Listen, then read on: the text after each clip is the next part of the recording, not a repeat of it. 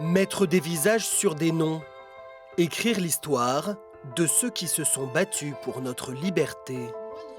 C'est le travail de recherche que ces collégiens ont effectué pendant plusieurs mois sur des résistants de la région déportés au cours de la Seconde Guerre mondiale. Mettre la lumière sur ce genre de personnes et donner un certain sens à la mémoire.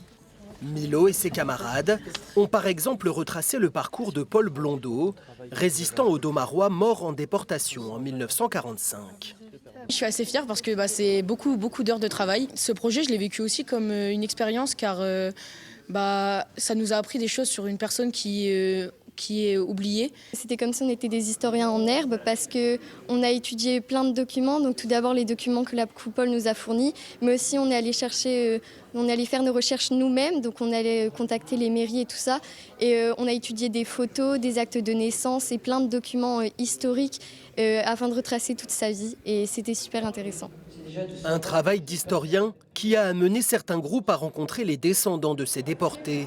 Cette classe a pu échanger avec la petite fille d'Ernest Gaillard, résistant cambrésien arrêté en 1942. C'est chouette qu'elle soit là parce qu'elle nous a apporté plein de documents, des choses que nous, on n'avait pas accès. De faire revivre ça, on se dit, c'est quand même secouant et ça fait beaucoup de choses, ça remue beaucoup de choses, je reconnais. Mais c'est nécessaire. Et c'est plus que nécessaire, c'est urgent.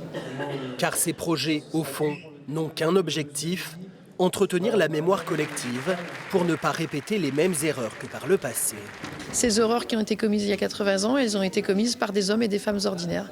Et chacun d'entre nous, nous sommes capables de perdre de nouveau notre part d'humanité, bercée, emportée par des discours de haine. Donc je voudrais faire d'eux des citoyens éveillés, vigilants. Les travaux de ces collégiens seront partagés au grand public sur le site internet du département du Pas-de-Calais.